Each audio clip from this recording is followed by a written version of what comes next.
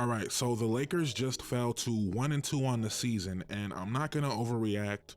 It's a LeBron team in the regular season. I'm not gonna overreact. They were 2-10 last year to start the year. I'm not going to overreact. But I think we all would be a little bit surprised to find out that Austin Reaves got benched in game 3 of the season. Now he'll probably close next game, he'll probably bounce back, he'll probably have a great season.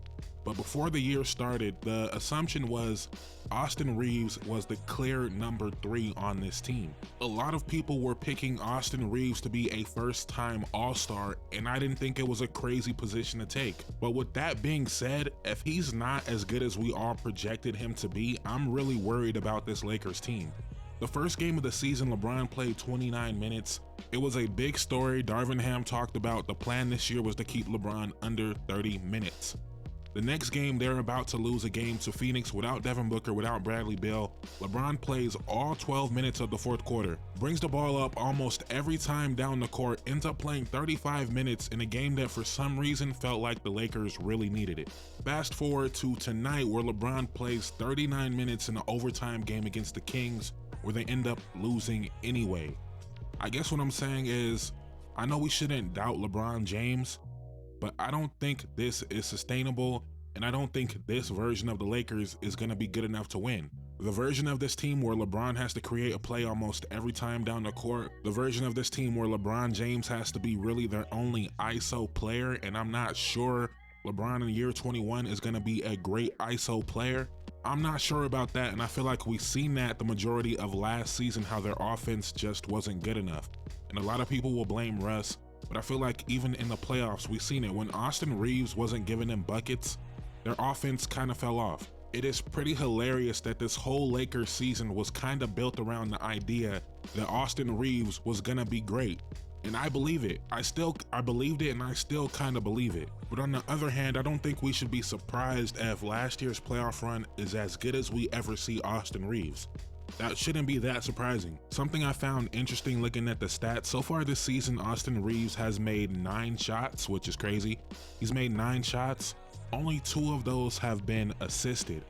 I'm not sure what to do with that information. That does let you know that he's still creating off the dribble. He's still being an ISO type of guy, which this team desperately needs. But maybe you want to play him with LeBron a little bit more. I don't have the numbers in front of me, but it seems like every time I look up, D'Lo and LeBron are always on the court together. Like I said, I don't have the exact numbers in front of me, but I know last year Austin Reaves and Anthony Davis had a great chemistry.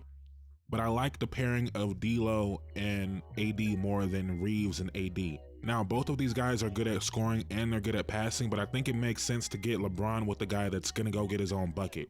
LeBron needs that at this point in his career. And trust me, I know D'Lo can go get his own bucket as well, but I like D'Lo navigating that pick and roll with his patience, trying to get AD open a little bit more than I like Austin in those lineups. Again, I'm not even sure about the minutes, about who's playing with who.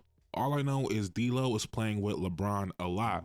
And that's the other thing about Austin Reaves. This is all new to him. This guy only averaged 7 shots a game last year, and we're all kind of expecting him to be their 3rd leading scorer. And even last year during the playoffs, if you were to listen to a Lakers podcast or whatever, you would hear them say they want Austin to shoot more. They want Austin to shoot more threes. And you can still see it. As much of a bucket as Austin Reaves is, there are definitely moments during a game where you want him to be more aggressive. And that's why the playoffs was so impressive. He went from 7 shots a game to 12 shots a game, and his efficiency only went up. And the last point I'm gonna make is Austin Reaves is now on everybody's scouting report. I know that's a cliche thing that people say, but it's a real thing.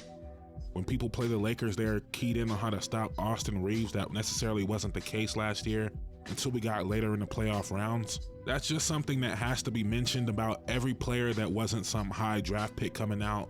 Every player that no one really knows their weaknesses when they step on the court, you have to mention that. But again, like I said, I believe Austin is gonna bounce back. I'm not gonna speak on it too much more. I'm gonna watch more film on him. I'm gonna watch more games, and I'll have a better understanding of what's going on. But I think he's gonna be fine.